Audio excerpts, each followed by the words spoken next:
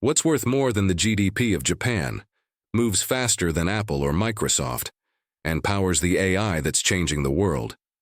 Nvidia, the company that just became the first in history to hit a $5 trillion market value. Its stock jumped 5% as Wall Street opened, sending shockwaves through global markets and even lifting the FTSE 100. But how did a gaming chip maker rise to rule the AI era? And what does it mean for everyone else? Stay until the end to see how one company turned the future itself into its business model. The stock market has seen giants before: Apple, Microsoft, Saudi Aramco. But today, something historic happened. Nvidia didn't just join the giants. It became the giant, a $5 trillion giant. That's right, Nvidia just became the world's first $5 trillion company after its shares jumped another 5% as Wall Street opened. And this wasn't just a number on a Bloomberg terminal. It was a signal that the age of AI has a new king.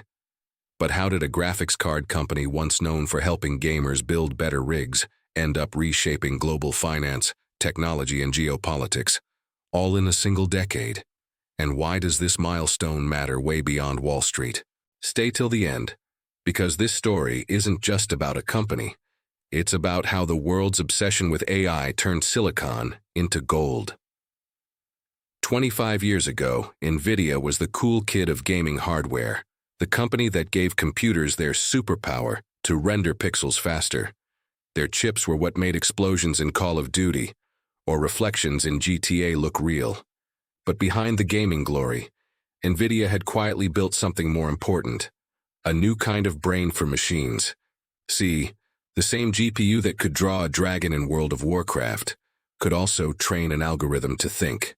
It was parallel processing, thousands of little cores doing tiny jobs simultaneously, perfect for AI. That's how sometime around 2012 researchers realized, wait, these gaming chips can also teach computers to see, speak, and predict.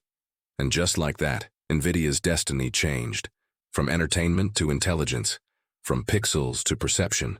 Fast forward to today, Nvidia's stock popped more than 5% in a single trading session, sending its market value above $5 trillion. That's more than the entire GDP of Japan. Let that sink in. If Nvidia were a country, it would rank as the world's third largest economy, right behind the United States and China. The day it happened, traders on Wall Street barely had time to blink before the ticker hit a new all-time high.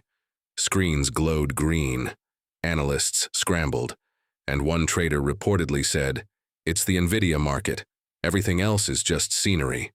So, what caused this surge? Was it just hype or something deeper? In one word, demand.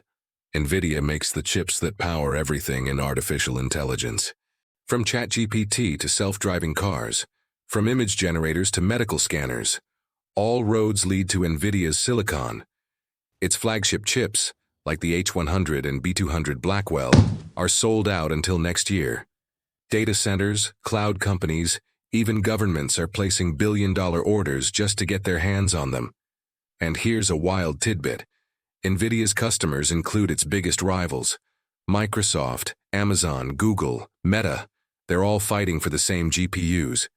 Even OpenAI, the company behind ChatGPT, depends on Nvidia hardware to train its models. In other words, Nvidia is selling shovels in the AI gold rush, and the miners can't dig without them. Dominance like this doesn't come from luck. It comes from architecture, timing, and a bit of madness-level genius. The company's CEO, Jensen Huang, has become something of a rock star, known for his signature black leather jacket and for co-founding Nvidia in 1993 at a Denny's diner. Yes, a Denny's. And 30 years later, he's running what might be the most powerful company on earth. Jensen's mantra? Accelerate everything. That mindset birthed CUDA, a software layer launched in 2006 that let developers use GPUs for tasks beyond gaming. That single innovation is now the invisible backbone of modern AI. It's why every major lab, Anthropic, DeepMind, OpenAI, relies on Nvidia's hardware. When Huang took the stage at this year's GTC conference to unveil the Blackwell architecture, the crowd roared like it was a rock concert. Wall Street roared louder. The moment Nvidia crossed $5 trillion, markets everywhere lit up. The FTSE 100 jumped, lifted by chip suppliers riding Nvidia's coattails. Asia followed. Even TSMC and ASML, the companies that build Nvidia's tools, saw record spikes. In 2024, Nvidia's revenue hovered near $60 billion in 2025, over $160 billion and still rising. That's nearly triple in a year, a rate that makes even Apple look slow. Analysts call it the AI flywheel: more demand, more GPUs, faster AI, more demand. A self-feeding loop that's rewriting economic logic. Need perspective? Nvidia's $5 trillion cap is bigger than Germany's entire stock market. Its profits outstrip the top 10 car makers combined. Its chips power over 90% of the world's AI servers. Even the US government has to tread carefully. Export controls to China risk cutting off the AI supply line. Meanwhile, Jensen Huang's net worth has soared past $150 billion. Not bad for a guy who once washed dishes to pay tuition. Nvidia isn't just a stock anymore, it's a subculture. Gamers collect GPUs like sports cars. Reddit threads debate CUDA cores like horsepower. Keynotes feel like music festivals, complete with AI-generated demos and virtual hosts built on Nvidia tech itself. Inside Silicon Valley, its headquarters is nicknamed Voyager. Employees call the auditorium the Leather Jacket Church. There's a sense that they're not just building hardware, they're writing the code for the next civilization. But every empire has fault lines. At $5 trillion, Nvidia trades at over 70 times earnings, a number that makes investors nervous.